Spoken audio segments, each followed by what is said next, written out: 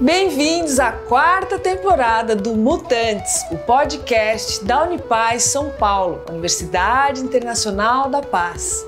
Esse é um lugar de encontro que dá voz à educação pelo despertar de um novo olhar, um olhar para o bem viver, para a harmonia e para a cultura de paz. Junte-se a nós e embarque nessa experiência rumo à plenitude do ser. Mutantes, a nova humanidade acontece agora.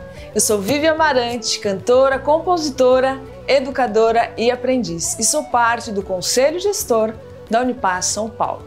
E hoje eu vou ter a grande honra e a enorme alegria de conversar com o nosso querido Cacá Verá.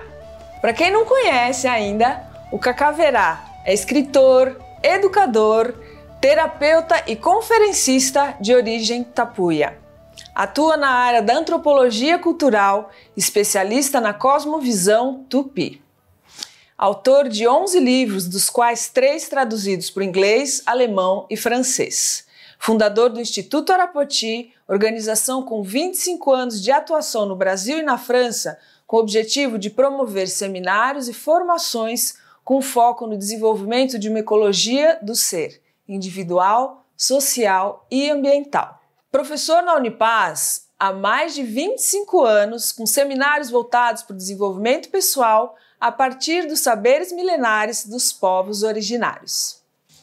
Cacá, meu querido, uma honra, uma alegria, que bom ter você aqui entrando, nessa quarta temporada. E mais do que isso, hoje exatamente a gente lançando aqui a quarta temporada, a gente comemora 1 ano dos Mutantes, a gente abriu os Mutantes com o Roberto Crema, a gente vai falar com você sobre Paz em Meio ao Caos, que é um trabalho que você vem fazendo com o Roberto Crema. Então, que sincronicidade mágica do universo. Sim. E uma alegria ter você aqui. Uma honra. Seja Obrigado. muito bem-vindo. Eu também agradeço essa oportunidade, dentro desse momento, desse espaço, que com certeza vai conectar com muitas pessoas. Obrigado. Que assim seja. Viva.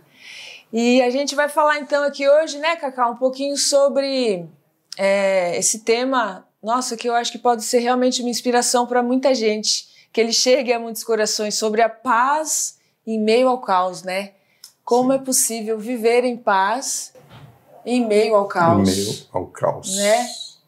E você aí trazendo até esse olhar, tanto da sua relação de mais de 25 anos com a Unipaz, mas também com toda essa sabedoria ancestral, e toda a transdisciplinaridade, tanto da Unipaz quanto também dos povos originários, assim, com essa sabedoria tão rica que a gente tem aqui. O que você diria para a gente começar essa conversa? Bom, para começar, realmente esse tema é um tema premente, é um tema urgente. É um tema que se faz necessário refletir sobre. Foi em decorrência disso que eu e o Roberto Crema, o reitor da Unipaz, desde o início do ano, nós procuramos elaborar, então, um seminário para direcionar e colaborar e refletir sobre isso. E o que eu começo falando tem a ver muito com esses estudos que nós fizemos e com um seminário que nós abordamos, a temática do paz em tempos de caos. De uma maneira sintética, nós fizemos uma comparação com 2 visões de mundo, 2 visões de sabedoria assim, muito importantes, complexas, para entender essa dinâmica do caos. Uma delas, assim, a sabedoria grega, porque a palavra caos vem do grego e tem a sua origem ali, e na mitologia grega, dentro da sua constituição, o universo, a vida, começa a partir do caos. E eu fiquei até surpreso nesses estudos, para essa tradição, para essa visão de mundo, para essa filosofia, o caos é a grande divindade E é a partir do caos que vão nascendo as primeiras gerações de deuses, depois uma segunda geração de deuses, depois uma terceira geração de deuses. É bem interessante a dinâmica. E, a princípio, a palavra caos não está muito ligado a algo aterrador, né? Na tradição tupi, na mitologia tupi, não existe a palavra caos. Olha só. Mas no nosso mito de origem, né, a divindade ou a inteligência ou o arquétipo, né, que origina o universo, o mundo, que é o imensurável, ele tem um sentido de mistério que de alguma maneira se equivale ao sentido que os gregos dão a caos, né? Porque assim, no desdobramento do sentido, o caos é o desconhecido, né? É uma inteligência, é uma consciência que representa o desconhecido. Então, a princípio, o que nós verificamos é que o grande problema em si não é exatamente o caos, no sentido de você entrar num momento da sua vida ou entrar num lugar, numa experiência desconhecida, onde você não tem nenhuma referência. É esse o sentido mais amplo do caos. É algo ao qual você não tem referência alguma, né? E, de certa forma, na tradição tupi, o imensurável é imensurável, você não tem referência alguma. Então, a princípio, não tem um atributo negativo.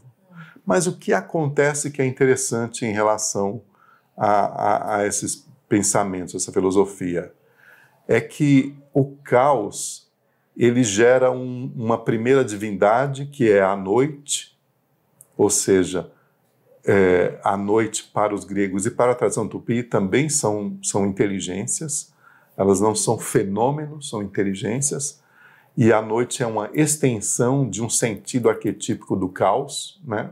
O caos é a travessia de uma noite. E depois da geração da noite, esses primeiros deuses, né? Um deles, que é chamado pelos gregos de Tártaro, né? Que representa a profundidade, os níveis mais profundos, no caso do universo, mas também, fazendo um paralelo, no caso de nós mesmos. Né? Níveis obscuros, a obscuridade. Né? Então, o desconhecido, a obscuridade, o mistério. Né? E aonde que o caos ganha um sentido negativo? É que, na mitologia grega, há o nascimento do que eles chamam de 3 moiras, 3 divindades femininas. E essas divindades, elas são cegas. Né? E cada uma, de uma maneira cega, realiza uma ação. Que ação são essa? A primeira moira cega, ela realiza uma ação de emaranhar um novelo. Quer dizer, ela faz um emaranhamento das coisas.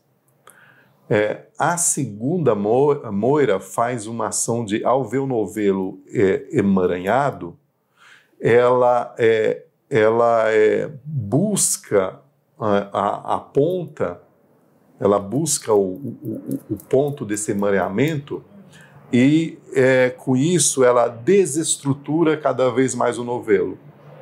Né? E a terceira moira, para resolver o problema do novelo, ela pega e cria uma tesoura e corta em fragmentos.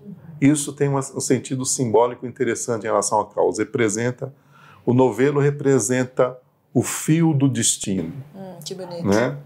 E a primeira ação, ou essa cega, e a cegueira aí dá o sentido de reatividade, né? Ou seja, a nossa primeira reatividade diante do desconhecido, diante de ter que enfrentar profundezas, diante de ter que enfrentar obscuridades, buscar qualquer sentido possível. E nisso a gente buscar sentido sem nenhuma referência, cego. e isso causa uma distorção do seu caminho, do seu destino. E no segundo momento, quando você está vendo que está se enrolando, se emaranhando, você complica ainda mais na cegueira. Na cegueira significa, na reatividade você complica ainda mais porque você descontrola. Então a segunda moira representa o descontrole. E no descontrole, quando chega numa agudeza, você entra numa terceira fase, que é você se fragmenta.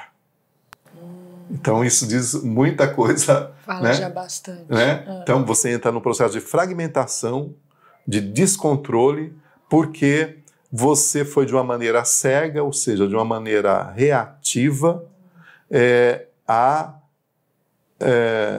diante de um ambiente, de uma situação ou de um fato a qual você não tem referência. Né? E é interessante que os gregos, eles chamam esse processo, nessa etapa do caos, eles chamam de atáxia. E a palavra atáxia significa a perda total do controle diante do seu destino, diante do seu caminho. E para resolver a atáxia, você tem que trazer o táxi. E a palavra táxi, né? E o que é o táxi? Táxi é uma situação, um instrumento que te leva de um ponto até outro ponto, que leva de um fio da meada até o outro fio da meada. Quer dizer, pega um táxi. A solução é pegar um táxi. Solução para o caos. Então, assim, nessa mitologia já dá uma explicação do descontrole, que é o caos, e já dá assim, uma indicação de como você, então, corrigir, procurar qual é o fio da meada. Qual é o ponto por onde esse desconcerto começou? Normalmente tem muito a ver com a impulsividade diante do desconhecido, diante de situações obscuras. O fato de não... né, na mitologia grega está em relação com isso. Na mitologia tupi, né, quando Yamandu cria o universo, o mundo, realmente também vem o Pitu, a noite. Né? E as divindades que surgem, né, Kerava, que é a deusa do sono, né, esse sono, essa deusa do sono, ela gera um primeiro protótipo, ainda não é o ser humano, mas um primeiro ser que depois, com o tempo, vai vir a ser o ser humano. Ela gera uma entidade que no futuro vai interferir no destino humano. Mas o que acontece com essa entidade? É um mamaé, né? Essa entidade. Ela vai habitar o mundo das cavernas. Né? Ela habita as grutas, ela habita o profundo, ela habita ali aquele lugar. E como ela nasce de uma situação também descontrolada, ela se torna uma entidade amargurada. Né? E na mitologia tupi, esse mamaé e essa situação, quando o ser humano surge, ele vai habitar uma caverna. E nessa caverna, nessa noite, quando ele entra na profundeza dessa caverna, ele sofre a influência dessa entidade que representa também assim tem a ver com descontrole, mas representa as situações de amargura e situações de negação, de negar aquela presença de situações que incomodam. Né? E como que se resolve na mitologia tupi? O ser humano, ele roga, ele pede, ele clama, o primeiro ser humano, ele pede ao mistério uma elucidação. E o mistério oferece para ele uma chama, oferece o primeiro fogo. Então, a partir do fogo, aí ele, através da fogueira, ele enxerga as dimensões da caverna, clareia, e aí ele sai daquela situação, né? Então, nas duas mitologias, nós temos assim pontos assim simbólicos que representam o que é o caos, essa situação de descontrole, de emaranhamento, até de noite escura da alma, de noite escura, de né? Jung mesmo, né? E aponta, de certa forma, assim, um certo passo para você lidar com isso, né? A chama, a fogueira representa conectar, então, com um centro de consciência, conectar com a luz, conectar com a luz do mistério. Só quando o mistério é invocado, é acolhido, essa luz vem. E tem a ver também, né, Cacá? Eu acho, né, te ouvindo falar assim, quando essa luz surge, e eu acho que estar em paz em meio ao caos tem a ver com uma entrega e uma confiança. Tem a ver. Não tem a ver, né? Uma entrega, confiança, mas ele só é atendido quando ele realmente ele se entrega, mas ele solicita a compreensão, ou seja, ele busca, ele pede, né? Ele pede uma solução para o mistério, ele pede clareza, ele pede ajuda, ele pede apoio, porque esse ponto é importante, porque às vezes a gente faz esse trabalhar, tô perdido, não sei o que eu vou fazer e tal, entrego, tá, e aí? Né? Então, entrega, mas assim, eu não estou sabendo onde eu estou andando, eu não estou sabendo lidar com as coisas que estão acontecendo, preciso de clareza. Se você não verbaliza, vamos dizer assim, não pede, não no sentido de pedir como uma vítima, nem como um mendicante. Pedir no sentido de reconhecer a sua limitação naquele momento das situações. Né? E a clareza que é algo que vem do mistério. Né? É bem interessante. Ele deixar esse fio, né, desse destino, dessa conexão assim, aceso, né? Deixar essa luz, sustentando essa luz. E assim, Cacá, já que você trouxe assim as mitologias, essas divindades, assim, né? Que recursos você acha que as divindades podem nos trazer nesse sentido de conseguir sustentar esse estado, porque é um estado de espírito, essa paz, assim, né, em meio ao caos. Como é que a gente pode, não sei se é simbólico, metafórico ou literal mesmo?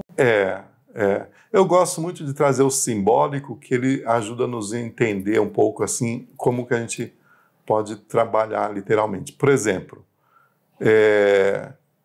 o caos ele só termina depois de 3 gerações de deuses. É a 3ª geração que elimina o caos. Então, isso daí tem alguma coisa a dizer. O que é a primeira geração? A primeira geração de deuses, eles são divindades,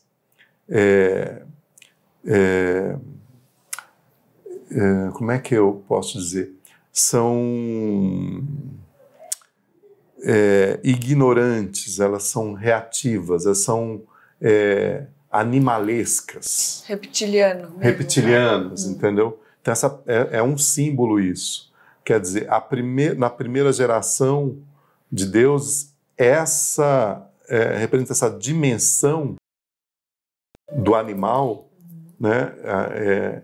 Instintiva, mas não conduzida, do instintiva, exacerbado e cego, reativa, que dessa maneira não se consegue lidar com o caos. Né? Se tentou e não se conseguiu. Né? Ou seja, se você estiver numa situação caótica e você for lidar com ela reagindo à situação impulsivamente, você não consegue. Né? A segunda geração de deuses são seres meio gente, meio bicho. Então, né?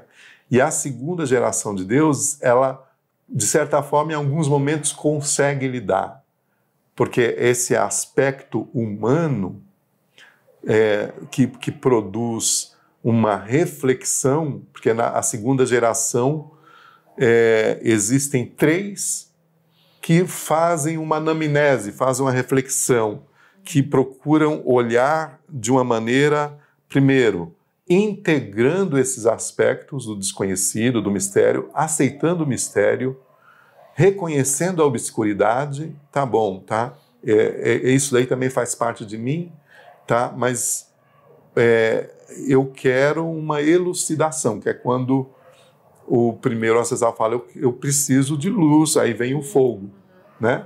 Então essa segunda, ele tem um conflito, né? E já tem uma certa capacidade de não ser tão reativo, né? Mas a terceira geração de deuses é interessante, porque na tradição tupi são os seres que se tornaram, nós chamamos adornados, e que eles desenvolvem 4 modos de lidar com o caos, né? 4 maneiras. A primeira coisa que eles fazem, a primeira maneira é um círculo, uma roda, porque o caos detesta círculo, né? Quando eles fazem um círculo, em ordem, né? Eles põem o estabelecimento de peraí, vamos fazer uma roda. Essa roda é uma roda de reflexão, uma roda de conversa, uma roda que dá uma certa estabilidade, né? No segundo momento, né, que é a segunda maneira, né, eles dançam em espiral. Então, a segunda maneira, o segundo modo, eles fazem uma dança em espiral, porque o caos também detesta espiral. E aí tem uma simbólica da espiral, né, que eu comparo, no meu entendimento, porque tem vários entendimentos dessa linguagem, né, mas no meu entendimento é assim, você não olhar aquilo que originou o caos do mesmo ponto onde você está. É você procurar ir numa oitava acima. Ou mais oitavas acima. E cada oitava que você olhar, você vai ter uma percepção, né, de que aquilo que você está envolvido pode ser superado, pode ser passado, né? Uma visão ampliada já, né? Com outra percepção já de outro ponto. E o terceiro modelo, o terceiro modo, né? A gente vai chamar aqui de inclusão, né? Quer dizer, inclusão da sombra, porque o caos é o obscuro, é a sombra. Então, se é obscuro e se é sombra, o que é uma obscuridade? Né? É uma coisa que, de um lado, é luz, do outro lado, é não luz. Então, o lado que não é não luz significa um contraste para que a luz emerja. Então, o terceiro ponto assim, é incluir a sombra, é incluir a parte, não deixar ninguém de fora, né? A gente vê muito isso, por exemplo, nas histórias, algumas histórias de contos de fadas, né? Por exemplo, aquela história daquela menina que não convidou uma pessoa para ser madrinha dela, essa pessoa que foi excluída se tornou a bruxa má e que lançou uma maldição contra ela, né? Então, toda vez que você exclui alguém ou algo, uma situação, mesmo que seja uma situação difícil, você favorece a manutenção e a expansão do caos. Mas quando você inclui, a gente está no caos, é caos que eu estou vivendo? Tá bom. Me fala aí, o que você está trazendo para mim? O que significa? Por quê? E aí você recupera o fio da meada. Aceitar, né, Cacá? Que aí tem a ver com essa aceitação, mas não é fácil, né? A gente aceitar nossas sombras, nossos escombros, nossa obscuridade, Sim. né? E a quarta coisa tem muito a ver com a tradição tolteca, que é uma metáfora que a tradição tolteca usa, que é a metáfora do tirano. Que na tradição tolteca, quando surge que é bem semelhante a essa da sombra, quando surge um tirano na sua vida, é porque, de alguma maneira, você se desviou do seu caminho. E o tirano vai te pôr no lugar. Então, assim, é olhar o caos como aquele tirano que veio para te pôr de novo no trilho, de novo no caminho. Um tirano a seu favor, no fim das contas, né? Olhar o caos como seu aliado. Aliado, né? É essa expressão que os toltecas usam, né? Usar o caos como aliado, né? E, enfim, então são essas as reflexões que nós fizemos a respeito desse tema para chegar na reconexão com a sua paz, né? Com a sua paz interior, né? E, de alguma maneira, esses processos, esses procedimentos, essas situações, né, é também um teste, né, ou prova de aprimoramento de alcançar a pacificação interior, né, de chegar nessa pacificação interior, né? Sim, com certeza, sim. Sim. Nossa, que delícia te ouvir, Cacá. E daria pra gente ficar aqui, acho que por algumas horas, né? Mas como a gente tem aqui a questão do tempo aqui do episódio, eu vou te pedir, assim, acho que de repente para trazer pra gente caminhando pro final da nossa conversa, assim, talvez recursos ou percursos, assim, né? Concretos, assim, até pro ouvinte aqui, de repente, sair dessa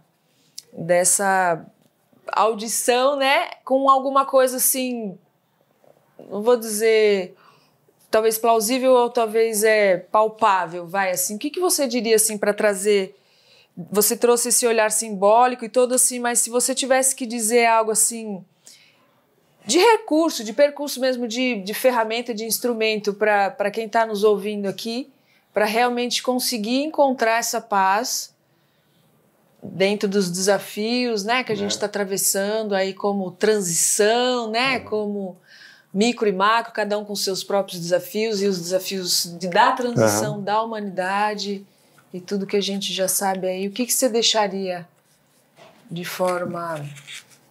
Como como ferramenta. Isso, né? Ferramenta. Sim. Mesmo, Sim. Olha, procurando traduzir, né, esses elementos que a gente conversou, esses arquétipos, esses símbolos, né, para uma maneira prática. Em situações, vê bem, né, a gente tem uma situação de caos coletivo mundial, por exemplo. Sim. A questão da pandemia, né, a questão do Covid, a pandemia, onde nós ficamos aí 2 anos... né, dentro de um sistema forçado que levou a inúmeros caos individuais dentro desse caos coletivo, né? Dentro dessa situação, por exemplo, o que significa ficar em casa simbolicamente? O que significa entrar na sua casa e ficar? Significa entrar dentro do seu espaço interior e verificar de uma maneira corajosa a sua caverna interior. Então, fazendo uma comparação com passos para lidar com o caos, eu acho que o primeiro passo é realmente fazer aquilo que nós chamamos de anamnese, fazer uma autoinvestigação do seu momento e fazer a pergunta: por que essa situação chegou até mim? De onde que ela veio? Né? Primeiro isso, entender por que chegou e de onde que veio essa situação. Né? E aí, de alguma maneira, vai vir essa chama, essa luz, esse fogo, né? Quando vem esse insight, aí diz assim, muito bem. Então, o segundo passo, né? Aí eu vou sair, quer dizer, eu vou buscar uma oitava acima, sair numa espiral e olhar assim, tá, o que está me contrastando, qual é o contraste que essa sombra que está manifestando em mim me implica, né, a ensinar. Muitas vezes a gente vai ver situações ligadas a desvios de percursos ligados a propósitos, projetos, relações, enfim, situações que a gente procurou não deixar exposta, procurou colocar debaixo do tapete, vai emergir e de alguma maneira a gente vai ter que lidar, ou seja, incluir essas partes, né? São os passos. E o último passo, que tem a ver com o que você também falou, que é o seguinte, a aceitação disso é o passo da humildade, de reconhecer quais são os meus pontos obscuros que eu tenho que assumir e seguir em frente, né? Você sabe que, né, compartilhando assim da minha experiência na pandemia, assim, foi uma oportunidade realmente de levantar o tapete. Eu, né, levantei esse tapete, mas assim, só também trazendo assim, compartilhando a experiência para o ouvinte, assim, a partir do exemplo que eu levantei esse tapete, não foram algumas noites escuras da alma, não foram poucas. Sim, sim. Mas depois que eu fui pedindo essa luz, essa chama para chegar, e ela chegou, e olha, valeu a pena. Valeu a pena. Vale a pena. Eu também tive, eu acho que né, muita gente, né? Eu também tive exatamente isso. Veio à tona. Sim. Veio à tona situações que eu não queria enxergar, não queria, me recusava a ver. E foi difícil aceitar, aí eu descobri o quanto que faltava de humildade real para ver. Mas quando veio, e a aceitação... E a integração, e a integração disso, começou a vir os insights de caminhos possíveis. Sim. Né? Possibilidades, encontros em outra oitava, em outra frequência, né? Sim, sim. Realmente... Eu posso dizer que tem que para finalizar assim, que tem que permitir mortes de padrões, né? Depois que vem essas revelações, né? Novas atitudes, né? Sim, novas atitudes, comportamentos, hábitos, né? Sim. E isso é muito renovador também. É muito renovador, dá realmente uma renovação. É renovador, é regenerador, né? Nutrição de esperança, a partir da nossa mudança, né? Do nosso grande amigo, sendo nós a mudança que a gente quer ver no mundo, né? É isso. Provoca realmente aquilo que nós também chegamos à conclusão de uma regeneração, né? E a palavra regenerar é voltar à origem. Voltar ao fio... Ao gen, né? Que bonito. Da meada, né? Retomar o seu fio coeso. Daquilo que traz sentido, Daquilo né? que traz sentido e verdade. Né? Que assim seja. Que assim seja. Viva! Meu querido, muito obrigada pela oportunidade, viu? Dessa troca aqui. Obrigado. Fica o convite para o ouvinte que, por acaso, ainda não conhecia o Cacá Verá, conhecer o trabalho do Cacá através dos livros, né, os seminários, aí é sempre uma espetacular oportunidade de estar na presença do Cacá, escutando aí as histórias, as tradições, aí é uma grande fonte, uma grande oportunidade de coração. Muito obrigada. Viu? Obrigado, Vivi. Estamos juntos aí. Muito Viva obrigado a todas, todos. Obrigada, ouvinte, de estar conosco aqui até agora. Fica o convite para estar, então, não só conhecendo os episódios anteriores, aí temos já 25 episódios com mais diversos temas, pessoas todas aí trabalhando, né, por essa cultura de paz, por esse bem viver. E acompanhar a gente nessa nova temporada. Agora faremos episódios mensais, mas trazendo cada vez mais possibilidades, caminhos e ferramentas para que sejamos nós os agentes da transformação que a gente quer ver no mundo. Trazendo mais e mais essas ferramentas para que a gente possa encontrar esses caminhos da paz em meio ao caos, e a gente se vê no próximo encontro. Um beijo no coração e até lá. Viva!